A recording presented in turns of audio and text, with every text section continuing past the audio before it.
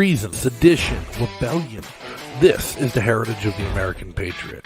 Those revolutionaries who stood on principle to fight against tyranny no matter the cost. And that spirit lives strong today in the activists and freedom fighters who fight against the authoritarian state. Each in their own way, each with their own mission, united for the cause of freedom. They had the idea to run on a platform of fuck the police prior to actually winning the primary. I mean, AOC is a drama queen and she's full of shit. They said, you don't get to tell us no, we're the state health department, and I said, hell no. You brought a freaking guillotine. People already pushing back in ways that didn't even need any votes to be cast. I'm not ratting on anybody, and I did what I did, so you're going to have to give me what the law says you have to give me. You want to make the world a better place? Have some babies and raise them to not be stupid. Hope I don't get canceled talking to you. These are the people whose stories I'm here to share. I'm Justin O'Donnell, and this is Subversive. Man, governments are not going to like this shit. Ladies and gentlemen, boys and girls, activists, anarchists, and people of the internet, thank you for tuning in to Subversive 66. As always, I'm your host, Justin O'Donnell. And before we get started, just remember whatever platform you listen on, YouTube Live, Odyssey, Spotify, Apple Podcasts, Anchor, or on the radio, LRN.FM, you can help grow the show by liking, commenting, subscribing, and sharing with your friends. And if you enjoy the content, you can join our production team by visiting patreon.com/O'Donnell. That's patreon.com/O'Donnell, ODONNELL. And make sure to check out our sponsor, snackswag.com, for all your favorite official Subversive podcast merch, including some brand new designs for t-shirts, hoodies, patches, coffee mugs, and more. Again, that's over at snackswag.com, where you can wear your favorite Liberty messaging literally on your sleeves. And if you want to keep in touch between shows, make sure to follow me on social media, join our community Discord channel where you can chat with other fans about the show at any time. And all these links can be found in the description of the podcast or video that you're watching or listening to. So make sure you check them out today. Now, not a day goes by without a story of corruption, crime, or cowardice coming out of the political theater that is New York, the center of the American media apparatus, and with a strong claim to being the cultural capital of North America under its accolades, New York really should be the shining example of American exceptionalism for the rest of the world when they look upon us. And in a way, it is. But that exceptionalism is one of insider politics, putting party ahead of principle and position ahead of people. Well, not everyone in New York is a fan of that status quo. And finally, some people are waking up and willing to stand up and demand a change.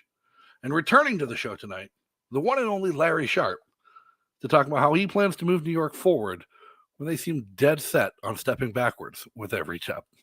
Larry, how are you? Welcome back. How are you doing tonight? I'm doing good. I'm glad you were able to have me on. I appreciate it. Yes.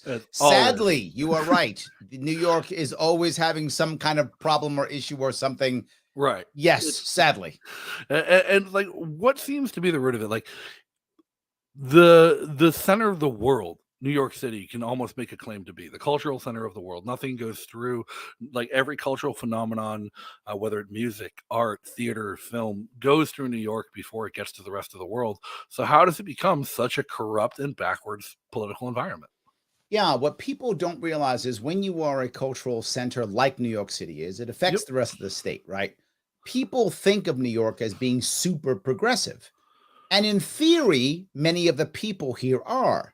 But in practice, New York is actually, when it comes to the old school, it's very much authoritarian. It's very much old school in that we're not called the Empire State for nothing, right?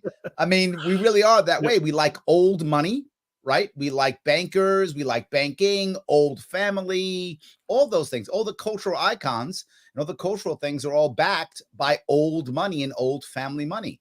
Think about things about New York.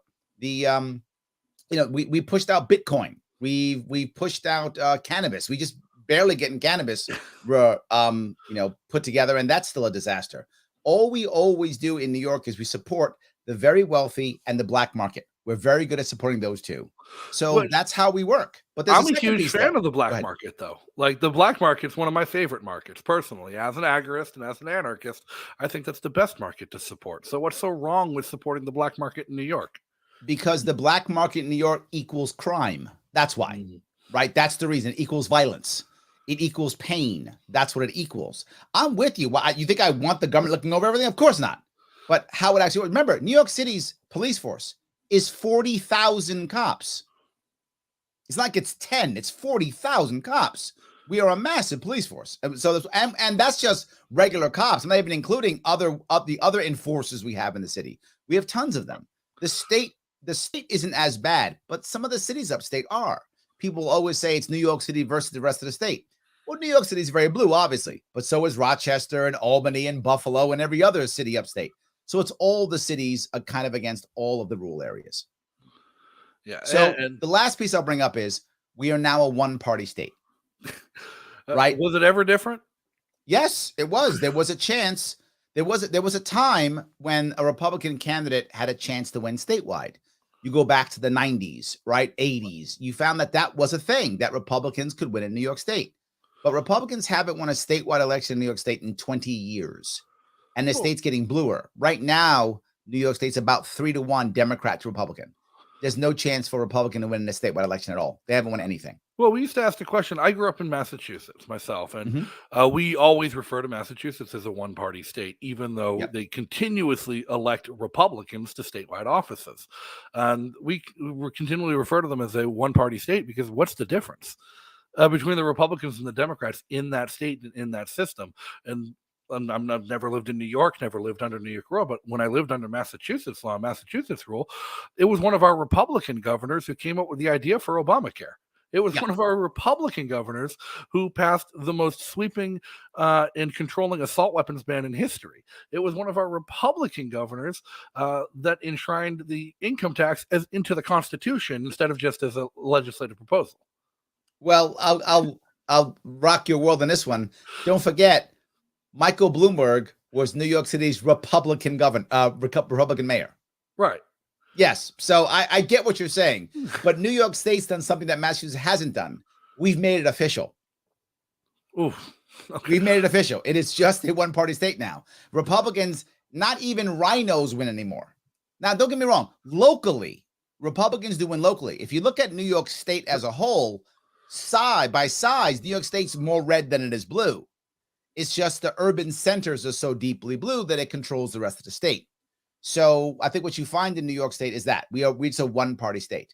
And why that's so bad is, at least if you're Massachusetts and some Democrat is corrupt, you can say, well, I'll vote Republican. Or some Republican is corrupt. Well, I'll vote Democrat, right? At least you have an option. There can be some form of competition. In New York State, there is none. Our last, 4 governors, lieutenant governors, and have either gone to jail, gone away in disgrace, whatever the case may be, right? They're all like going away. Was it Scheinman? I think there was a joke. The last New York governor to not get in trouble for sexual harassment or some kind of fraud or corruption or crime of some sort was blind. No, he was indicted. Was he too? Okay, he was indicted. Yes, he was also. Yes, yes. Even he was indicted. So yes, that's a Patterson. Even he was indicted. So yes, so they were all indicted on something, right? It's just the way it works. Cuomo was actually indicted, but then didn't serve anything. Didn't go to jail or anything like that. Patterson was also indicted. Spitzer was also indicted. Scheinman was also indicted, and now Benjamin, our lieutenant governor, Benjamin, now indicted, and they're all Democrats, and it doesn't matter. You know who's going to win the governorship? Either me or a Democrat. It's the same thing. It hasn't changed. So that's the idea of one party. So at least in Massachusetts, you got some kind of choice of, dumb or dumber. We got nothing. We got nothing. Yes. Hey, well, how much of this is due to just New York being what a state shouldn't be? Like the reality is, like, you look at New York, and I often make the joke that as a secessionist and somebody who supported the articles of secession that were just put into the New Hampshire State House, and I thought the people deserved to vote on that, and that was something that we should at least have a conversation about at this point in history, because culturally, the United States is not a country.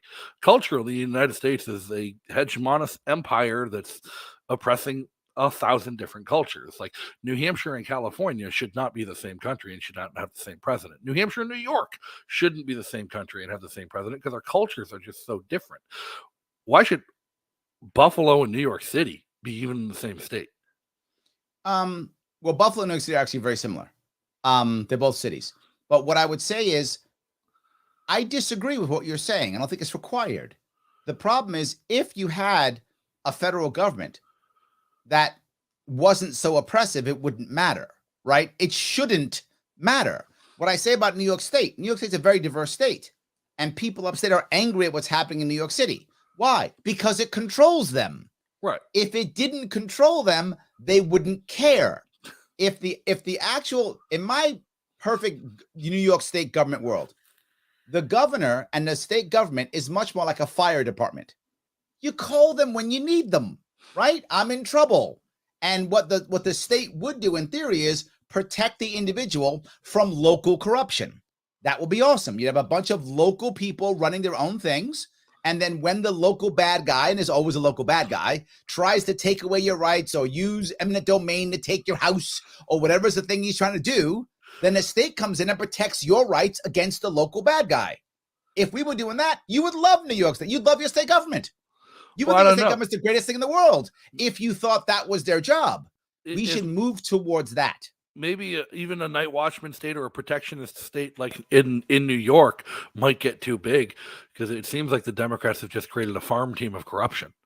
Correct. Yes. So it does my go to point, the what I lowest just told you, we're nowhere near that. I'm just Right. saying that I think you could have a state that wouldn't have to care about whether people are different or not if the state government's job was to protect the individual from local corruption. If that was its job, I do think more people would be like, I'm happy to be in New York State. What do I care? Right? I only call the governor when some local guy's trying to take my farm. Then I call the governor. Otherwise, the governor's over there in Albany doing his thing. Now, the lieutenant governor was just arrested, just indicted. He resigned immediately upon the indictment and the arrestment. So I don't think they technically arrested the lieutenant governor. They arrested the former lieutenant governor. What was he actually charged with? Hold on. Fraud and falsification of services, and is it falsification of documents, I think, something like those three. But of course, they added two important things: wire fraud. Now, for those who don't know, wire fraud is a completely bogus crime. It's not really a crime. But I mean, officially it's a crime, but it's not a crime. Wire fraud means I want the feds to be involved. That's what wire fraud means. And for those who don't know what that actually means, wire fraud basically means that in some way, shape, or form, it went across states. And how the feds use it now will blow your mind. So whatever he did right now, or supposedly allegedly did, was all done in New York State. And bribery is a crime in New York State. There is no need for the feds to be involved in this. This can just be a state crime, right? Here's the problem. He is on the ballot, or was on the ballot, along with our governor and our AG, who should be prosecuting him. Well, maybe he doesn't want to prosecute him, so they want to bring the feds in. So what do? They say, wait a minute. Did he use his phone at all? Did he text somebody to commit this crime? Did he pick up the phone to call someone? I'm not joking. So if I'm going to bribe you, Justin, I got to tell you I'm going to bribe you somehow. So either I call you up and say, hey, Justin, can I bribe you? Or I text you and say, hey, can we meet talking about bribing? Or I do something like that. And what they say is, well, when he texted or called, there is a chance that that signal bounced off of a tower that was in another state. Because there's a chance that happened, that is officially wire fraud. And therefore, the feds can come in. If they don't make a wire fraud claim, the feds can't come in. So you think it'd be simpler to just appoint a special counsel to prosecute the case? Well, you're assuming they're going to prosecute him. They may not. Oh. Well, if they've gone through the trouble of the often indictment, what they do is they want to get rid of people, so they indict them. Most of them don't even go to trial, don't serve any time. Cuomo got indicted. He didn't serve any time. Neither did Spitzer. So they indict them. Should. Yeah, that's correct. They indict them, they step down, they walk away. That's what happens all the time. So their punishment is you got to walk away in shame and get a CNN TV show or something. And unfortunately, that's your punishment. Unfortunately, it almost feels like anytime something big happens in the political arena in New York, anytime where there is something like this that comes to light, corruption, there's another controversy or scandal or tragedy that happens near simultaneously to distract from it. And people have already forgotten about it. And when I went to work today, my boss and people in the office were talking about the shooting in the subway. And what happened to the Yep. shooting in the subway? And then one person in the office was like, yeah, but didn't you hear the governor got arrested? Like what the hell, guys? Like, but it was completely overblown because the headlines on Twitter read Lieutenant Governor indicted for corruption and fraud, then 2 miles of subway shooting where no one was killed. Right. Like, and Yes. I see the conspiracy theories everywhere right now. How does this? I know. How does a mass shooter shoot up an entire subway and nobody dies? Well, I can explain it though, and I explained it. I did an Instagram live that day to explain what happened. And what happened was the guy is untrained, and I didn't know. I didn't know that, but I knew that. I said the problem is the guy's untrained, and what happened was if you were trained in the military, you're trained how to shoot with a gas mask on, right? I know to raise the weapon to my eyes and to still be able to shoot. I know how to deal with that with a gas mask on. I've been trained that with my 7 years in the Marine Corps. I still could do it. He was untrained. So when there was gas in the gas mask, he fired from the hip. Firing from the hip, you tend to fire low. So that's why he hit legs and why he hit feet and legs the whole time, because he fired low. People also don't know that in urban combat, you have a problem. Ricochets. Yes. If you're out in the woods, your rounds go into the ground or go into the wood. But if you're in the urban areas, they ricochet. That's why there were shrapnel pieces everywhere from hitting metal and plastic. The bullets were ricocheting and such. And that's why people ricocheted off, hit him in the leg, hit him in the foot. That's why he shot so poorly. And it's just the conspiracy theories will be abound forever. Tinfoil will never go out of fashion, unfortunately. 100%. But the other thing is, why did he leave his bag? He left his bag there, which means he was scared and panicked and ran. And when he left his bag, the keys to the U-Haul were there. Right. That's how they found him. And then they still couldn't find him. He called in himself, by the way. That's how they caught him today. Oh, that I did not hear. That's amazing. He called in. He said, I'm at the McDonald's. Come get me. That's what he said. So they went to the McDonald's. He wasn't there. He was out in the street waiting for him. He's waiting for him in the corner. They went to the McDonald's. He was on the corner waiting for him. So he surrendered. He almost got away with it. Correct. Yes. And that's the scary part for me. The scary part for me is if that guy was actually a bit savvier and trained, he gets in, throws smoke, kills 10 people, and escapes in the smoke, and no one finds him. That's my worry. That could happen, right? And New York City's police force, with the 10th largest standing army on the planet, can't find him. Well, they probably would eventually found him, right? This is the issue. Right. Police forces in general, when it's gangbang or violence, most of those crimes don't get solved because most of the cops don't actually care. They don't get solved. The majority of those don't actually get solved. But when it comes to popular stuff like this, oh my God, they get solved. They will put every single cop, every detective on this like there's no tomorrow. And unless you are, somehow someone savvy, you're going to get caught because you're going to make a mistake. And he did. He made mistakes and he got caught. That's how it usually works. Yeah, I remember all the way back to the Boston Marathon bombing and like the gross display of police incompetence that was the immediate investigation afterwards from when we locked down the city. And I've told the story before. It's a weird connection for me. I was the National Guard non-commissioned officer in charge of the 181st Infantry Battalion's security detachment for the Boston Marathon that year. Wow. It was supposed to be just a nice little 8-hour domestic security mission, get relaxed, get paid, go home, do your thing. 4 days later, I got home. But, right, sure. But I remember I was only in that position because nobody who outranked me volunteered. I wasn't of rank to have held that position, and had there been anyone who outranked me on site, it wouldn't have been me. And so I just remember at one point I'm sitting there and a Boston police captain dragging me into command circle. I'm like, fuck me. Like, right. I was like 23. I'm like, this isn't a good idea. Like, right. But like they went door to door searching for this kid in Watertown, Massachusetts, with half of Boston PD, half the state police, all the Watertown PD, the Coast Guard bomb squads, and Navy EOD, door to door. And they found him at a place they had already searched. Is that right? Oh, I didn't know that. Yeah. Like he was under a tarp in a boat in the backyard of a house that they had already searched. Wow. And the boat already had like bullet. They got caught because after they searched everything, left and moved on, the owner went into his backyard to clean up the mess they made and got concerned about, like, he's like, why is there a blood puddle under my fishing boat? And the owner found him, called him in. They came back, and then 1,200 rounds of ammunition being discharged in that firefight, and he was only shot 6 times. Wow. I had no idea that was wow. So, yeah, the gross display of incompetence of Boston PD. But, the headlines the next day were heroes. Right. That's all that mattered. Right. Not to mention the fact the CIA dropped the ball and they had been investigating his brother 2 weeks prior to that in the first place. But wow. You telling me I don't want to hear these things, Justin. I feel worse already. Yeah, no, the older Jarnaev brother, the Boston Marathon bombing, the older brother who had planned the whole thing was in NSA custody and FBI custody for questioning 2 weeks prior to the bombing, and they let him go. Wow. So you want to talk conspiracy theories? We have those for days, but that's not why we're here. We know Massachusetts can't be saved because they don't want to be. And we've even seen the freedom fighters and the people who care in Massachusetts have kind of stepped aside and given up and moved away. But New York, you're still fighting.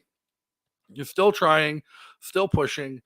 And you have these issues going on. Now, aside from the corruption, which unless you win and manage to just indict the entire state government, including the entire prosecutor's office and attorney general's office, probably won't go away.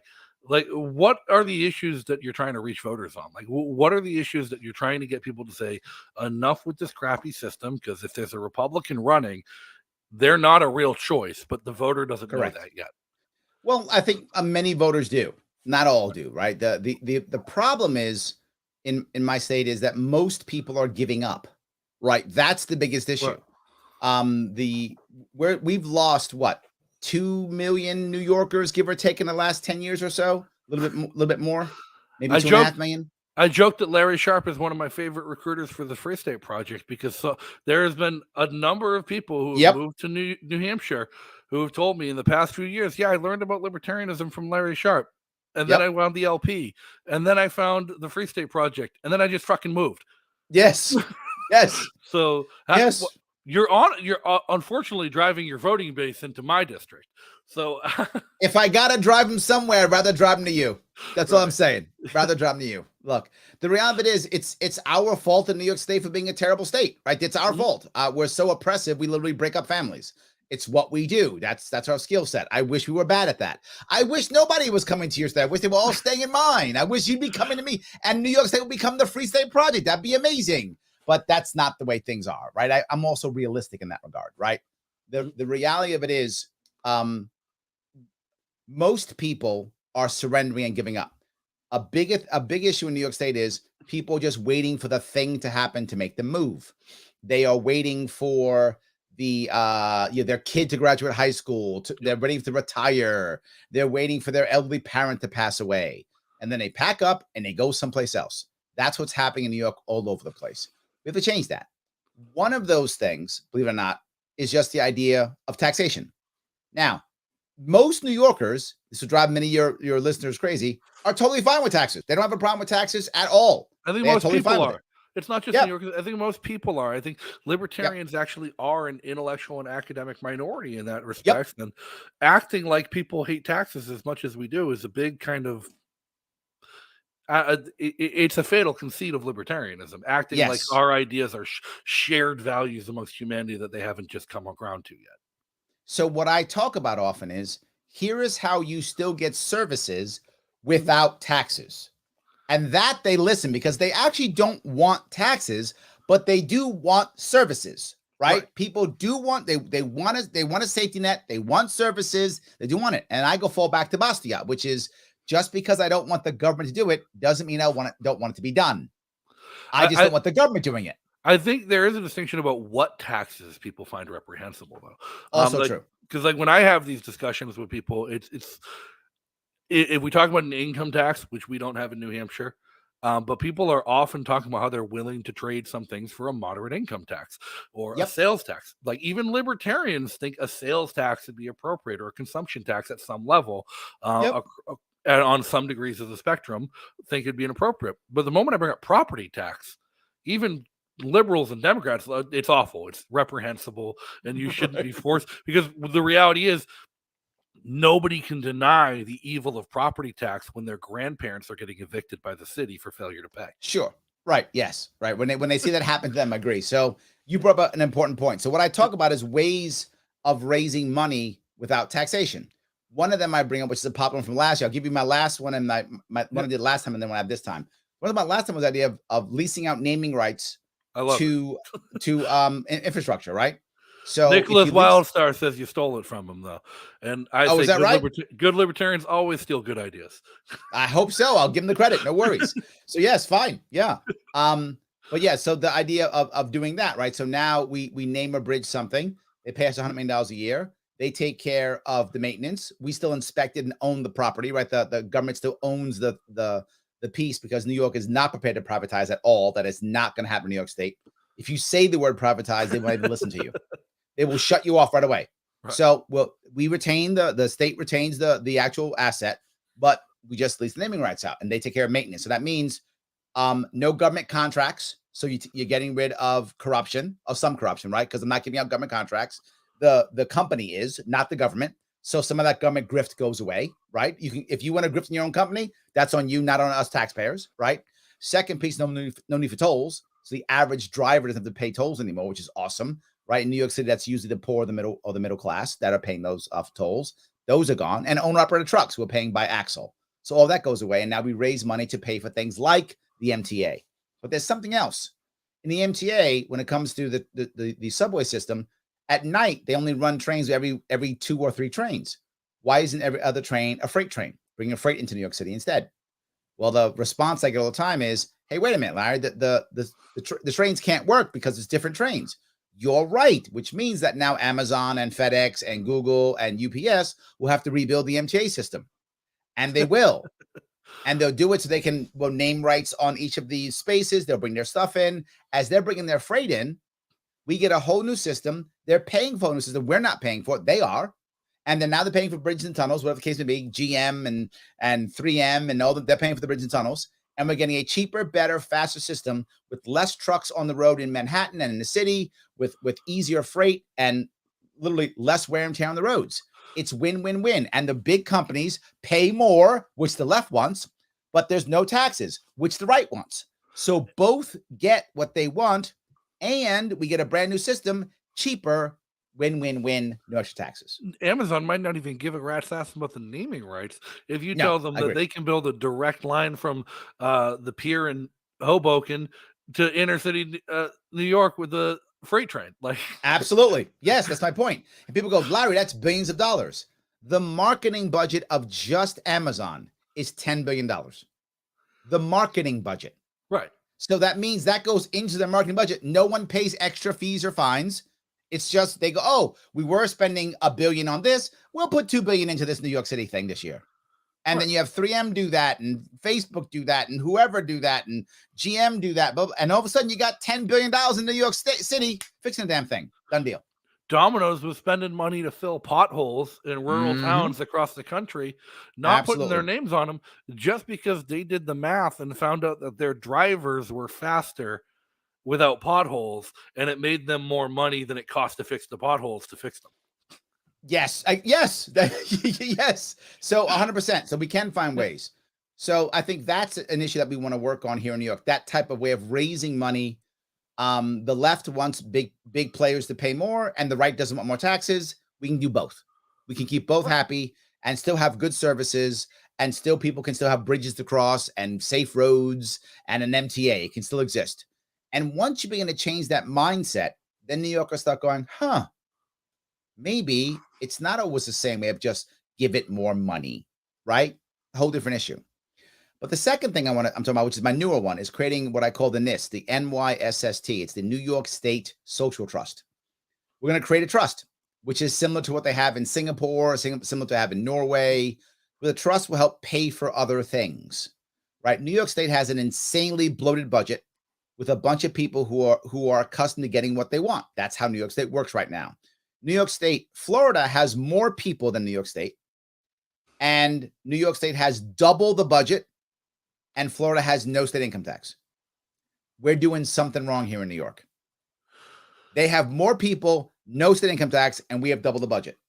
And people are still leaving our state and they're going to Florida. So Florida is gaining Congress people. We're losing Congress people, and we have double the budget. We're doing something wrong. Florida's not doing everything right either. There's something to be said about your infrastructure projects actually benefiting your people, like the people whose taxes and whose money and whose livelihoods are being disrupted to build an infrastructure project should directly benefit from that. And I remember a few months ago when I had Martha Bueno on, she was talking about one of the big issues in Miami-Dade County specifically is the county using a bunch of tax money to build this new cruise ship terminal, because they're like, it's going to bring in so much money and jobs to Miami-Dade. The reality is a cruise ship terminal, it's going to bring in a bunch of money and jobs to people who don't live in Miami, to people who are flying in to work on the ship, to work the terminal, who are going to directly benefit from somebody else's expense. Which is why I say if you have these companies build it, that's no longer a problem. Right. You're right. But if I'm having the company, whatever, 3M like or whatever. If Carnival wanted to build their own cruise ship terminal and was incentivized to do so, let them do it. Absolutely. Then why do I care where you get the workers from? I hope that I have an environment to where I'm positive. I'm very friendly to business where they want to use my workers. I hope I do that, right? That I create an environment to where my workers are the best trained and the best workers they want to use. I hope that's true. But if they're building it, it's their money, not taxpayer money. That's my whole point, right? In my plan, I mentioned it's not taxpayer money. So if they don't use local people, that would suck. I'd like to find a way of making them do that, right? Maybe it's in part of a contractual agreement where a certain percentage should be New York State workers or something like that. I'm fine with some, idea on how that might work, whatever. Or we can even negotiate for it, right? Hey, who wants the rights? You're going to pay 100 million. You're going to pay 90 million, but provide X jobs for New Yorkers. Whatever the contract is, I'm fine with that. We can come up with that issue, whatever you like. So yes, that's the biggest piece. I think the problem you have is like convincing companies and brands right now that, because it is such a radical shift from the subsidy culture they're used to. They're used to being subsidized. They're used to a government saying, come here. We'll pay you to do it. We'll subsidize your employment costs. I remember when Amazon was doing the Amazon HQ2 bids, and they were asking every state, what do you give us to locate there? Yep. And one of the best actual bids, one of the bids that would have made the most sense for Amazon was New Hampshire's. Governor Sununu submitted a bid. He's like, here's all this real estate. You can build your campus there. It directly abuts the airport. The airport has a extra terminal that was built but hasn't seen the volume needed. So we'll let you dedicate that entire terminal to your shipping and receiving from the airport. And you're less than an hour from Boston for the tech jobs. For the tech students in the Boston education market. Like, it's perfect. And by the way, no income tax, no sales tax, which prior to the Wayfair decision also meant no sales tax on anything you ship out of there. Wow. Either. And we're going to give you the exact same benefit every New Hampshire citizen has. No corporate income tax. But Amazon went with a more expensive option because the corporate heads couldn't see that just because New Hampshire wasn't subsidizing them didn't mean that after all the subsidies elsewhere, they were still spending more. Right. Yeah, no, I get it. Then there's a reason why people often say, Larry, why is that way? And here's the reason. It's patronage and cronyism, right? If I have Amazon give me money to show up to my area, I don't get to hand out jobs. Right? But if instead I say, we'll pay for X or Y or do Z, well, now I have taxpayer money. I can use taxpayer money to hand out contracts to my cronies. We just did this in New York, right? New York, we're giving for the Buffalo Bills, we're giving the Buffalo Bills $850 million in building out their new stadium. It's a $1.6 billion cost. We're paying $850 million of it. Yeah. Is that right? Yeah. We're paying $850 million. Why does New York State want to pay $850 million literally to millionaires and billionaires? The players are all millionaires. The owners are all billionaires, right? To make them make more money. Why? Because our governor wants to be able to hand out those job contracts to her friends. That's the reason why. I think of every stadium project that's been tax funded in my lifetime that I've been aware of, only 3 have ever made sense. And I can name all 3, which have made sense. And it's the ongoing renovations at Lambeau Field, because the city of Green Bay owns the field. The city Right. of Green Bay owns the team and profits Right. from its involvement in the league. That makes sense. That's a municipal operation, and it's a profitable one that subsidizes the heck out of the rest of the city's operations. Sure. The new stadium the Raiders built in Vegas, the Raiders didn't build it. The Raiders begged the city of Las Vegas to build it for them. Okay. And the city of Las Vegas spent billions of dollars to build this huge, luxurious stadium that the Raiders lease yearly from the city of Las Vegas. Oh, I see. And the city of Las Vegas gets a cut of every ticket sold. And the city, and because it's in Vegas, and as Vegas does, they put books in the stadium so people can bet on the games during the Sure. game. The city of course. Las Vegas gets a cut of every bet. Right. They've almost paid off that stadium in 3 years. Sure. Makes Just sense. on the profits and revenue. And the only other one that makes sense was a fluke. And then when the New England Patriots built Gillette Stadium in Foxborough, it should not have benefited the people of Massachusetts. Bob Kraft threatened the state of Massachusetts and said, if you don't build me a new stadium, I'm moving to Connecticut. And I'm taking the team to Connecticut. At that time, apparently the Patriots and Bob Kraft, with his CEO salary from the Kraft Group, apparently accounted for a significant portion of the state of Massachusetts budget with their income taxes. I see. Okay. And so they caved to build the stadium for them. And this is at a point in time where the Patriots were the worst team in the league. They didn't Got it. sell out games. The stadium was half empty for every game. Nobody went to games. And they're like, we're going to spend $1 billion on a stadium in the middle of nowhere. It's not in a city Right. for no benefit. Turns out they got lucky. They drafted Tom Brady, went on a 20-year winning streak, and Yeah. made Right. tens of billions of dollars back and expanded that. Now there's a big mall and a complex and hotels and a casino all Right. around the stadium. And they've gotten tens of thousands of jobs out of it. But that was unpredictable. And I still say it was a bad idea for Massachusetts to cave. Well, the problem is, what's the incentive, right? The incentive is for the leader to hand out jobs, right? That's how they get union backing. That's how they get, worker backing. That's how they get police backing. That's how they get big corporate donors, right? That's one of the reasons why, by the way, my lieutenant governor is going to jail, because he basically was able to find a way, which is, I'm going to give him the benefit of the doubt in this one because of how New York State works. New York State usually does this. They say, hey, Justin, I need you to, give me a donation of $40,000 to my campaign. And you basically go, great. But look, I need to be on a board. I go, great, I'll get you on a board. I get you on a board, you give me $40,000. Yep. That board is what decides who gets what jobs. So now you give your job. That's how New York State works. So that board then decides, oh, we're going to give this job to this construction company. That's your brother, cousin, sister, friend, whatever. You make a bunch of money off that. You get kickbacks. That's how New York does business. Now, I'm not saying it's ethical. I'm saying that's how it works. How do I know that? Because our people keep going to jail for it, and their defense is always the same defense. Same defense. Defense is, well, everybody does it. Why am I going to jail? Everybody does it. That's their defense. It doesn't work, but the problem is why some people don't get prosecuted is because if they get prosecuted, they'll have to go on a stand and tell everybody how everybody does the same thing. Yeah. So I'm not even convinced it should be illegal. It just maybe the government shouldn't be allowed to do it. Like, let's be honest, corporate cronyism is as old as corporations themselves, and they've succeeded over hundreds of years for a reason.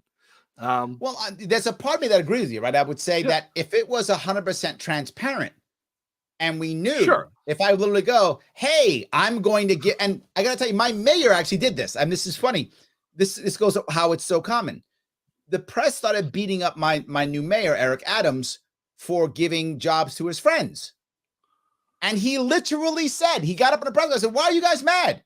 Every mayor gives jobs to their friends. Now I give jobs to my friends. You're mad at me? We've been doing it. No, yes, I'm giving jobs to my friends. He was open. And I was like, all right, hey, to your point, I was like, at least he's being honest about it. He's not hiding it. He's giving jobs to his friends. Okay. Well, how about taking it a step further? How about taking it a step further?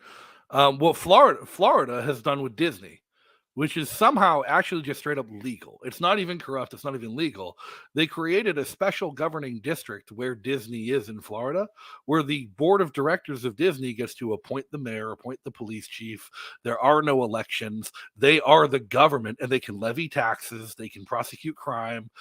They have their own judicial district. Wow. That is Disney in Florida. And like right now, with all the big Disney protesting the Don't Say Gay bill in Florida and getting political, all of a sudden DeSantis is threatening to revoke their special district. But like, what about taking it that even a step further? Telling Amazon, we have all this empty land in the outskirts in upstate New York. You want to build a campus? You can have the town. You're responsible Amazon. for all of the infrastructure, 100%. It's called Amatown. Maybe that's what it's called. At what point Amatown, does that New just York? become a company town? Like, we have a history of company towns in the U.S. being a bad thing. Like, Yeah, this we don't have a good history of company towns. That's right. That has not gone well. With the exception of Disney. I'm not sure that's going well yet. We'll find out. Well, it's been 60, Yes. 70 years they've been pulling it off. So I don't know. That's good. No, it's a I don't know. It's a good question. You know, what I mean, as long as we're transparent, that to me is the critical piece, right? We know there's going to be some cronyism, but if you haven't, the problem is right now we don't have a functioning democracy, right? And particularly in New York State, everything's gerrymandered, so we know who's going to win already. There's hardly ever any primaries because why bother? We know who's going to win already, and so people are giving up. But if you have an actual democracy where people can actually vote to change and adjust things, then I think if it's transparent, I think it's better, right? It's a much better. If you're going to be a tyrant, at least tell people you're going to be a tyrant and say why you're being a tyrant. And then people can decide, you know what? He was right for being a tyrant there. Or no, get out of there. So I guess in theory, that's true. I just don't see it actually working right now in our current environment, because if I were to be a tyrant for some reason, I'd want to tell you why, right? The example, of course, is this of course is reductive, but there's going to be a nuclear attack, so I launch a nuclear strike without declaring war because I want to stop us from being nuked, right? That kind of thing, right? So that's tyrannical. I'm just doing it, right? But if I tell you and I show you his proof we were getting to get nuked, then you can judge me and go, Larry, that's bogus. You shouldn't have done that. You're out. You're a war criminal. Or you go, no, I get it. I'm glad you did it. You stopped us from being nuked, right? Okay, you're a tyrant, but you want to be whatever you do, you want to be transparent and let the people decide. Are they okay with your tyranny, right? Is it retroactively? This sounds kind of odd, but is it retroactively consensual, right? Or is it not, right? So Jonathan Howe for Congress on YouTube makes it a point about what we were just talking about. I think it's connected about Massachusetts used eminent domain to take the building his brother built his brewery in to build a casino. He not only left the state, left the country. That's unfortunate. I don't blame him one bit. I mean, he could have come north. We love breweries here in New Hampshire. But when it comes to like these things, like how much eminent domain is required? Like all of these stadium projects have required eminent domain. Yep. If you're going to let Amazon build new tunnels, it's going to require some kind of eminent domain. There is no open and free land in New York City to develop anymore. You're going to need to take something that exists. Like, at what point is eminent domain crossing the line? I think you only use eminent domain in only one case. When if you don't use it, there is obvious harm. That's it. Sure. That's the only time you should use eminent domain is if you don't, there is obvious harm. Yeah. If you can't show me obvious harm, I don't care. No eminent domain. That's my stance. If they're like, for example, some guy's getting, he's got something on his property, is going to fall over and smash into your house, and he won't fix it. Obvious damage. There's going to be harm if I don't do this. Someone's going to be harmed if I don't do this. Then eminent domain. But if there isn't obvious direct harm, never. I think the real big issue comes down to eminent domain for private purposes. Like, we have issues. We're going to have an issue here in New Hampshire. I'm getting ready to fight it. They had just passed a law to expand a section of the highway from 2 lanes to 3 lanes on a small unused highway where we don't have traffic. It's my commute. It's the commute I drive to work every morning. There's not enough traffic to warrant expanding it. And they're going to expand it. But there's a cronyist issue where someone's handing out jobs. Well, somebody's also handing out other people's homes. There we Because go. on either side of that highway are Yep. private properties and neighborhoods that are going to have to be demolished to expand it. Yep. And like, to me, that's the issue. It's like, but that, even still, like, that is still legal and fine for the state to do it here in New Hampshire. We have a constitutional ban on doing what was done in Massachusetts. And I know the casino Jonathan's talking about, I've been there. It's a very nice casino. Unfortunate that they had to use eminent domain to build it, but it was built for private purposes. A private company came in and said, we want to build a casino here. And the state said, okay, we're stealing all this land from other people so you can build your casino there. And that's the product of the Kelo case, and as the Supreme Court saying that was okay in Connecticut. Yep. And you're asking my opinion. It's not okay. It's only okay. And maybe I'm too radical in eminent domain. I'm fine, but that's where I am. No. Unless there is obvious direct harm, no. Would Larry, you consider? Then we can't build the bridge. Well, then I guess we don't build the bridge then. What do you think it would take to get like a constitutional amendment that banned, even at just a New York level, not even going federal? I know what it took. It took a lightning being caught in a bottle to get it to ban it in New Hampshire, and it was perfect set of circumstances and everything moving exactly in the right direction. What do you think it would take in New York to ban eminent domain for private use? At the moment, it's impossible. Because again, we are such a grifty state. Yeah. This is how we do. This is our normal business. Eminent domain is the normal way we do things right now. Right. Again, you know where I stand on this. So why would anyone want to invest in property in New York if it's up for grabs? Because they don't know it. The average New Yorker doesn't even know what eminent domain is. They don't even know what it is. They have no idea. They do know that, yes. But they have no idea what eminent domain is. The average New Yorker doesn't even know. If I say, what's that? They have no idea. They don't believe that the government would take the land unless it's an emergency. They just don't believe it until it happens to them. Then all of a sudden they go, oh my God, the government can do this? Yeah. And just for whatever it wants. So while I agree with you, it has to end. I'm not sure New York State is anywhere near ready for it. That would take a campaign of at least a couple of years just to get the people to understand how bad it is. So the people don't understand how bad it is. And I've not seen anybody replicate this, but I'd love to see somebody try and replicate it. To me, it's one of the greatest successes the Libertarian Party has ever had. And the Libertarian Party of New Hampshire specifically. And this was back during the Kelo case when Justice Souter on the Supreme Court was the swing vote. Everyone knew how everyone else was going to vote. It came down to him. And when he voted in favor of allowing New London take the Kelo house and take the Pink House and proceed with eminent domain, Jean Babiars, the chair of LPNH at the time, immediately went and filed an eminent domain claim on Justice Souter's ranch in Epping, New Hampshire, to build the Lost Liberty Resort and Hotel. And in response, the governor called an emergency session of the state legislature, and they passed a constitutional amendment that night prohibiting private eminent domain. Wow. Look at that. That's good. Yes. No, I mean, maybe you have to go up to the mayor's house. Maybe that's what it is. Yeah, maybe. It'd be tough. Again, when you have a state that has corrupt as mine, that's the way we do business. Changing that environment's very hard. Not impossible. I think we have to work on it, but it could be done, but not overnight. Unless, again, lightning in a bottle strikes. I mean, if that happens, I would obviously take the advantage and do it. Obviously, I would. But I wouldn't be waiting for that. I think we have to. Most people don't understand how bad and how hard the government actually is. They just don't believe it. I think you struck the chord when you say most people don't know what eminent domain is. I think no idea. Most people don't know what many of the biggest problems of government are.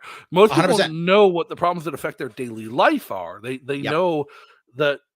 They know that the train's not running on time, so they're late for work, and they're getting in trouble and written up, and they're losing vacation time and bonuses because of it, and that's affecting their ability to pay their kids tuition and feed their family. That's what they know, and it's tangible for them to know that. They don't know that some corporation 10 years ago bribed a union steward who then got elected to a city alderman and owes them a favor, and it happens to be they want to build a development in that neighborhood. Well, the funny thing you bring up is, in my day job, when I used to work, now I don't, I do this now. But when I used to do, when I used to work, before the governor told me I was non-essential, I do a lot of training and coaching and teaching, a lot of it, right? And some of it is with actual, New York City agencies.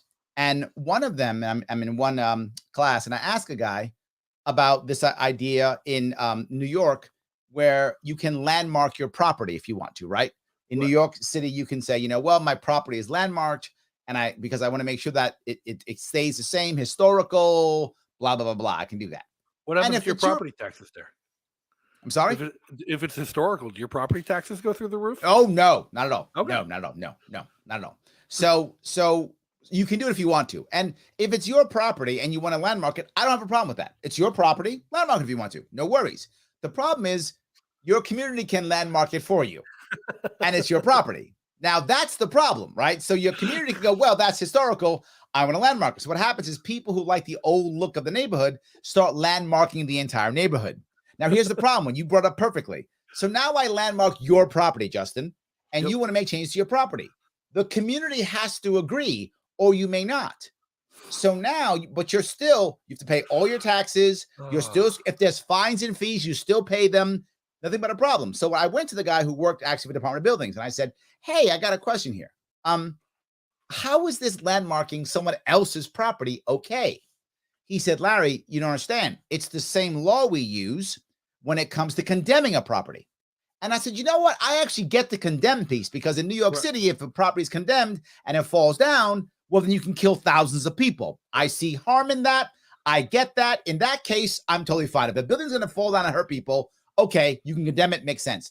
I said, but in landmarking, where is the victim? He said, no, Larry, you don't understand. It's the same law we use for condemning. I said, I know it's the same law. What I'm asking you is, where is the victim in this, right? Who's dying? Who's being hurt? And he just repeated it. In his mind, if you can find a law, it is okay by default. It doesn't matter if it makes any sense, if there's a victim or anything. And I think a lot of people say, well, it's the government and it's eminent domain, it's the law, so it's okay. And this is the part that drives me crazy. Just because it's a law doesn't mean it's a good idea. Just because it's a law doesn't mean it's even just or kind or right. It doesn't. Well, and this is a perfect example of that.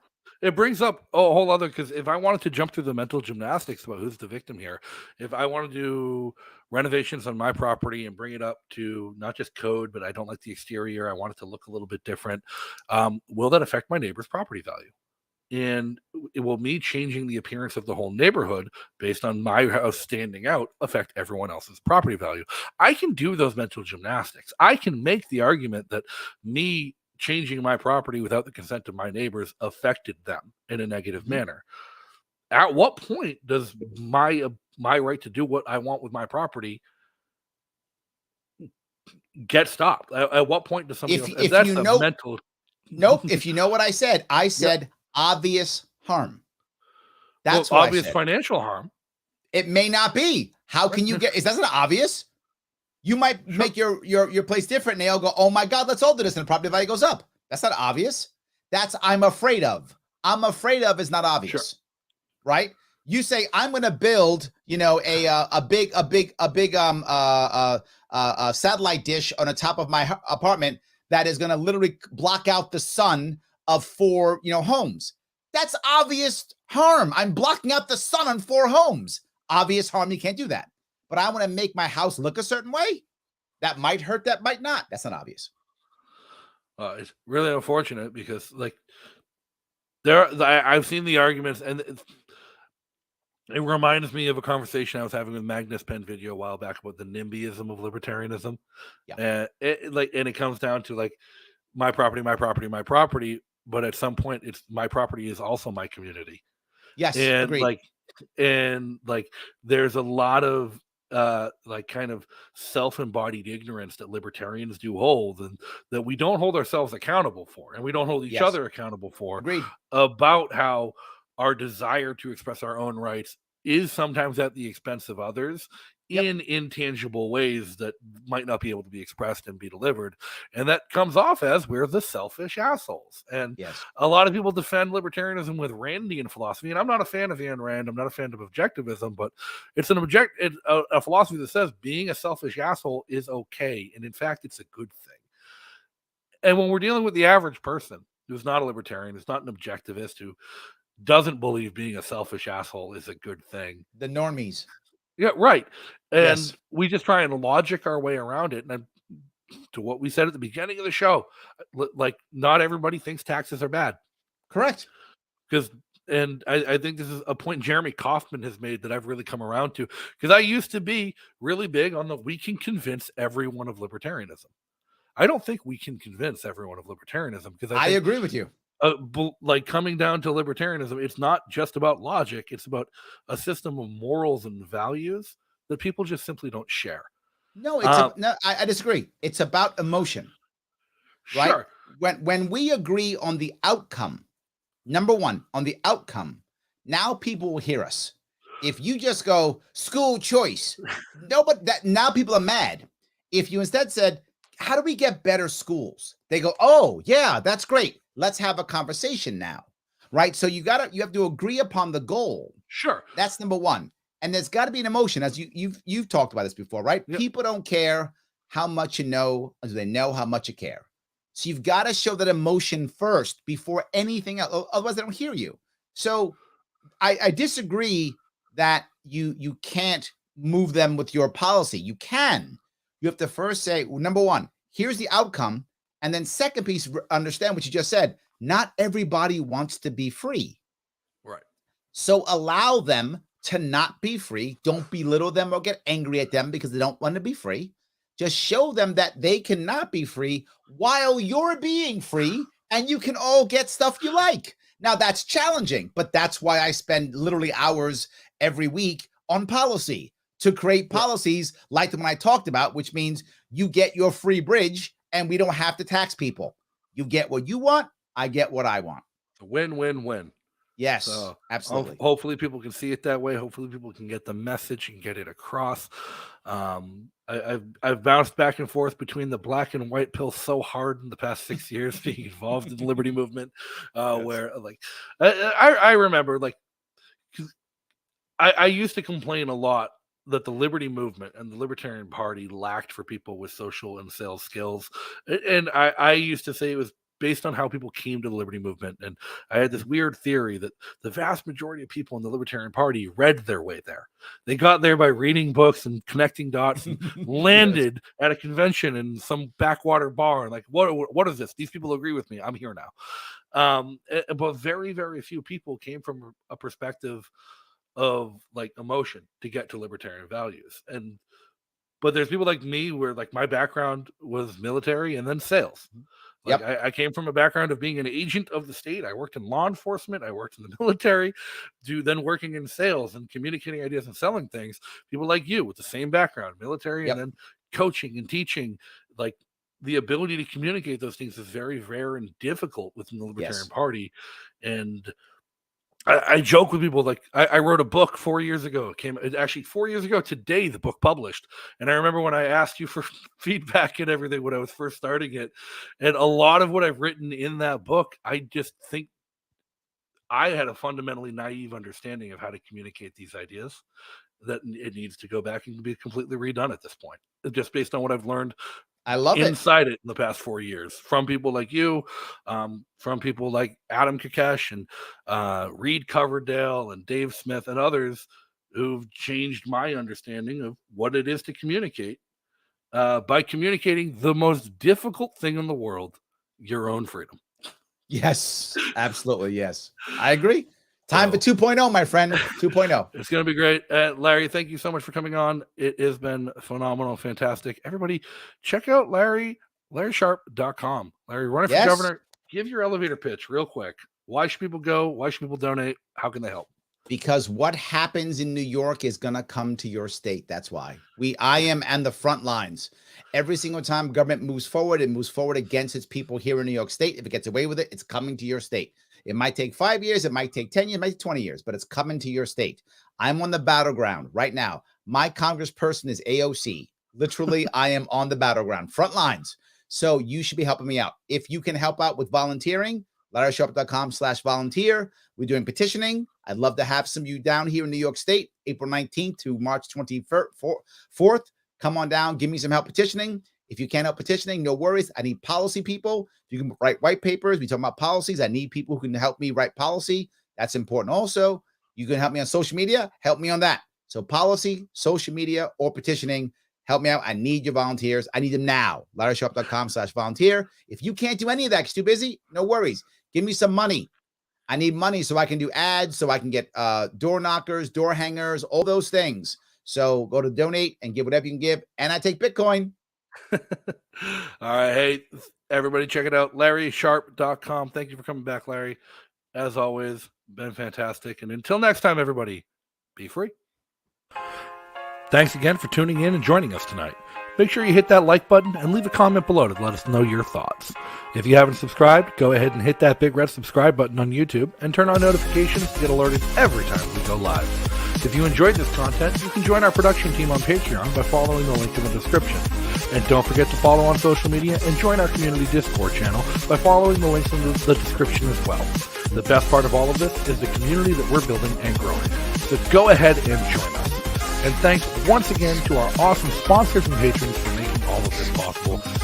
And if you can't catch the show live, you can always catch it the next day on YouTube, Odyssey, Anchor, Spotify, Apple Podcast, Breaker, and wherever else you listen to your favorite podcasts. So until next time, everybody, be free.